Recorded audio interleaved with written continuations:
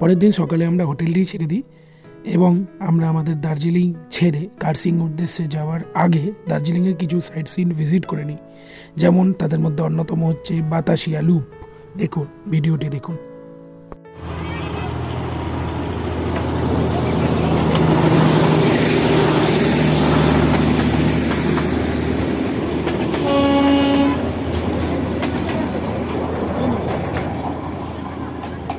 এই বাতাসিয়া লুপ থেকেই কিন্তু আপনারা কাঞ্চনজঙ্ঘার এক অপূর্ব ভিউ পাবেন, যেটা সত্যিই মনকে খুশি করে দেয়।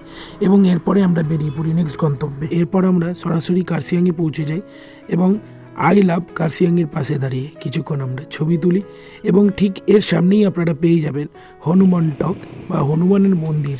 এখান থেকে পুরো কার্সিয়াং শহরের ভিউ এতটাই সুন্দর যেন মনকে শান্ত করে দেয়, এক অদ্ভুত অনুভূতি দেয়।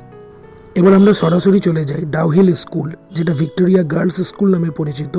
এবং এখানে বাইরে থেকে দাঁড়িয়েই ছবিটা তুলতে হয়, কারণ ভিতরে আপনারা দেখতেই পাচ্ছেন ক্লাস চলছিল এবং এই জন্য আমাদের অনুমতি মেলেনি ভেতরে ঢোকার। তবে বাইরে থেকে দেখতেই যেন দিনের বেলাও গা ছমছম করে।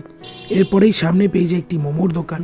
সেখানে আমরা তিনজনেই আমাদের ভোজন শেষ করি এবং ভোজন শেষ করার সঙ্গে সঙ্গেই আমরা আবার রওনা দিয়ে দিই ভিক্টোরিয়া বয়েজ স্কুল এবং চার্চের উদ্দেশ্যে।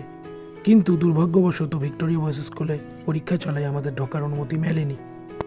এরপর আমরা পৌঁছে যাই ডাউহিল পাইন ফরেস্ট। সেখানে পৌঁছেই আমাদের যেন দিনের বেলাতেও গা ছমছমে ভুতুড়ে অনুভূতি হচ্ছিল। মনে হচ্ছিল যেন এই কেউ বেরিয়ে আসবে জঙ্গলের মধ্যে থেকে। মনে হচ্ছিল যেন এক স্বর্গের রাজ্যে আমরা বসবাস করছি, সত্যি।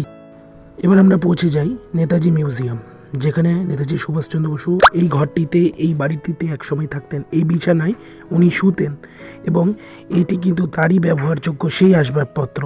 তিনি একটি কমেন্টও করেছিলেন, সেটাও আপনারা দেখতে পাচ্ছেন। এখানে বসে তিনি বৈঠক করতেন এবং এটি তখনকার সোলজারদের বিভিন্ন সিম্বল।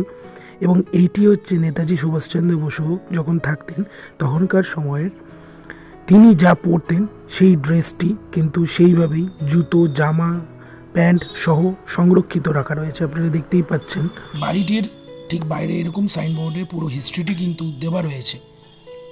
এই বৈঠকখানায় কিন্তু সুভাষচন্দ্র বসু এবং তার সঙ্গীরা বৈঠক করতেন। এবং এই গাছটা দেখতে পাচ্ছেন ক্যামেলিয়া ট্রি। এই ক্যামেলিয়া ট্রিটি কিন্তু সুভাষচন্দ্র বসুর দাদা শরৎচন্দ্র বসু কিন্তু রোপণ করেছিলেন নিজে হাতে সেই সময়। সেটি কিন্তু বর্তমানে এতটা বড় হয়ে রয়েছে। এরপরে আমরা পৌঁছে যাই গিধে ভিউ পয়েন্ট। এই গিধে ভিউ পয়েন্ট থেকে কিন্তু পুরো কার্সিয়াং শহরটাকে এক অপূর্ব মনোরম লাগে। এবং এই গিধে ভিউ পয়েন্টের ঠিক টপে দাঁড়িয়ে কিন্তু আমার এই কথাটাই মনে যাচ্ছে যেন কার্সিয়াং শহর একটি ছোট্ট খেলনা ঘরের মতো। এরপর আমাদের সামনেই চলে আসে আই লাভ কার্সিয়াং লেখা আরও একটি জায়গা, সেখানেও কিছু ফটোশ্যুট হয়। এবং তারপরে আমরা চলে আসি এই শিব মন্দির, যেটি সবথেকে পুরনো, প্রায় 400 বছরের পুরনো শিব মন্দির।